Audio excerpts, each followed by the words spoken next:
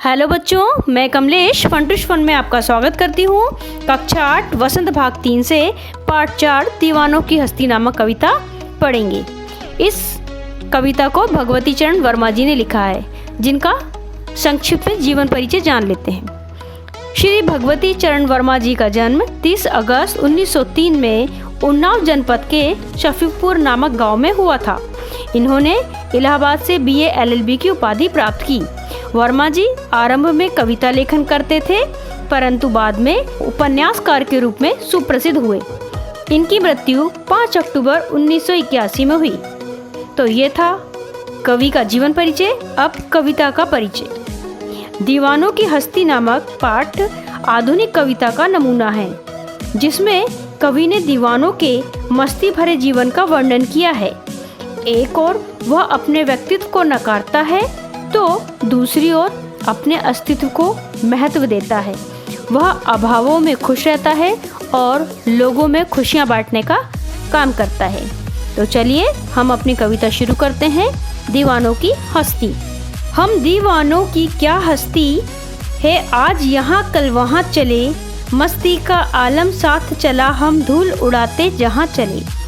आए बनकर उल्लास अभी, आंसू बनकर बह चले अभी, सब कहते ही रह गए, अरे तुम कैसे आए कहाँ चले। इन पंक्तियों में कवि ने मौज मस्ती की दुनिया में खोए रहने वाले लोगों के कार्य व्यवहार का वर्णन किया है।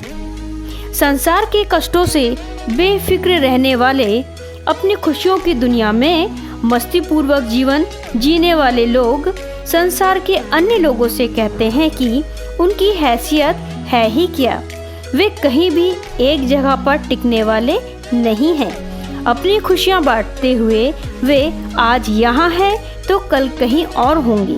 वे मस्ती में डूबे जहाँ जहाँ भी जाते हैं, खुशियों का संसार उनके साथ चलता जाता है।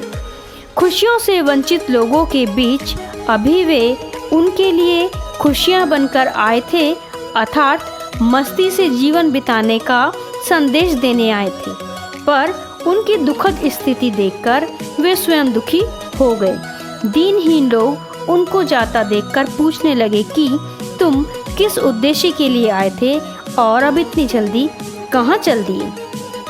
कविता में आगे, किस और चले यह मत पूछो, चलना है बस इसलिए चले, जग से उसका कुछ लिए चले, जग को अपना कुछ दिए चले। दो बात कही दो बात सुनी, कुछ हंसे और फिर कुछ रोए, छक्कर सुख दुख के घूंटों को एक भाव से पिए चले। प्रस्तुत पंक्तियों में अपनी दीनहीन दशा में खुशियों से वंचित लोगों के पास मस्ती में जीने वालों का समूह अपनी मस्ती का संसार लिए आता है और शीघ्र ही वापस लौट जाता है। उन दीनहीन लोगों के यह पूछने पर कि इतनी जल्दी और कहाँ वापस जा रहे हैं, तो मस्ती के दीवाने उन्हें बताते हैं। खुशियों से वंचित भिखमंगों की दुनिया में जीने वालों के यह पूछने पर कि वे लोग किस ओर जा रहे हैं, उनसे मस्ती के दीवाने कहते हैं कि यह मत पूछो कि हम किधर जा रहे हैं। जीवन ठहरने का नहीं बल्कि चलने का नाम है, इसलिए हम खुशियाँ बांटते चलते जा रहे हैं। संसार के लोगों से उनका कुछ दुख दर्द लेते जा रहे हैं और खुशियाँ पूर्वक जीने का संदेश देते हुए हम आगे बढ़ते जा रहे हैं। हमने उनकी बातें अपनेपन के साथ सुनी और अपनी भी दो बातें सुनाकर उनके दुख दूर करने की कोशिश की। उनके साथ अपनी खुशियाँ बांटी, उनके चेहरों पर मुस्कान लाने की कोशिश की। उनके सुख दुख में हम सम्मिलित हुए। अपनी इच्छा भर हमने सुख दुखों को अपनाने का प्रयास किया। आगे, हम भिखमंगों की दुनिया में स्वच्छंद लुटा कर प्यार चले, हम एक निशानी सी उर पर ले असफलता का भार चले। अब अपना और पराया क्या आबाद रहे रुकने वाले, हम स्वयं बंधे थे और स्वयं हम अपने बंधन तोड़ चले। इन पंक्तियों में मस्ती में दीवाने लोग खुशियों से हीन भिखमंगों की दुनिया में जीने वाले लोगों के बारे में बता रहे हैं।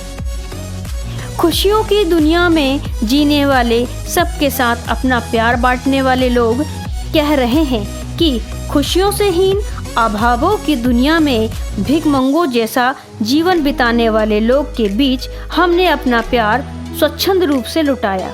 अपना प्यार यूँ लुटाने, खुशियाँ बांटने के बाद भी हम भिखमंगों के अभावग्रस्त जीवन को पूरी तरह खुशहाल नहीं बना सकी, उनके जीवन को अपने जीवन जैसा मस्ती से भरपूर नहीं बना सकी। इस असफलता को हमने भार मानकर एक अमिट निशानी के रूप में अपने हृदय पर अंकित कर लिया है और इस असफलता से वे दुखी भी हैं। वे आगे बताते हैं कि हमारे लिए अपना या पराया कोई नहीं है, हम सभी को एक ही भाव से देखते हैं।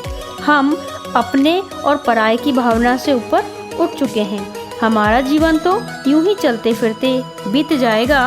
हमारी अभिलाषा है कि जो जहां रुककर जीवन व्यतीत कर रहा है वह वहां हंसता और फलता फूलता रहे, उनका जीवन खुशियों से भरपूर हो। हमने अपने लिए ये बंधन स्वयं बनाए थे और अब हम इन बंधनों को तोड़कर यहाँ से जा रहे हैं।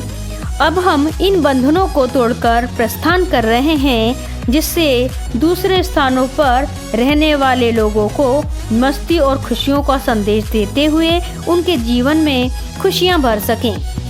यहाँ हमारी कविता खत्म होती है। अब प्रश्न अभ्यास। कवि ने अपने जीवन को उल्लास और जाने को आंसू बनकर बह जाना क्यों कहा है? उत्तर, कवि ने अपने आने को उल्लास इसलिए कहा है क्योंकि वह मस्ती की दुनिया में जीने वाला व्यक्ति है। वह अन्य लोगों को खुशियों का संदेश देता फिरता है, जिससे लोगों को उनके दुख भूलने का अवसर मिल जाता है, उनका जीवन उल्लास में हो जाता है।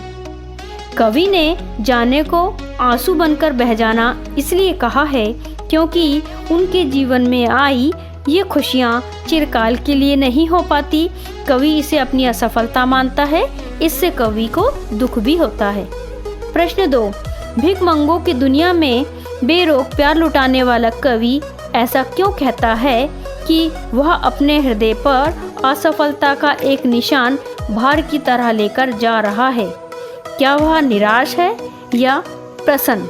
उत्तर, कवि ऐसा इसलिए कहता है कि वह भिखमंगों के जीवन में खुशियां भरना चाहता है, परंतु वे खुशियां कम समय के लिए ही होती हैं।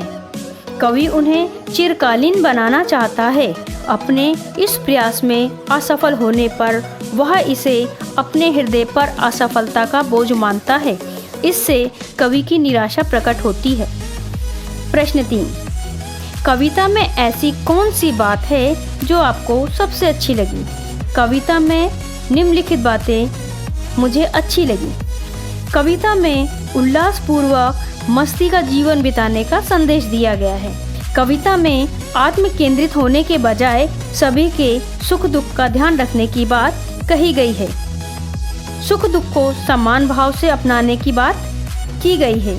कविता में प्यार लुटाकर दूसरों के दुख दूर करने की बात कही गई है। यहाँ हमारा वीडियो खत्म होता है। उम्मीद है आपको वीडियो पसंद आया होगा, तो प्लीज़ सब्सक्राइब जरूर करें। धन्यवाद।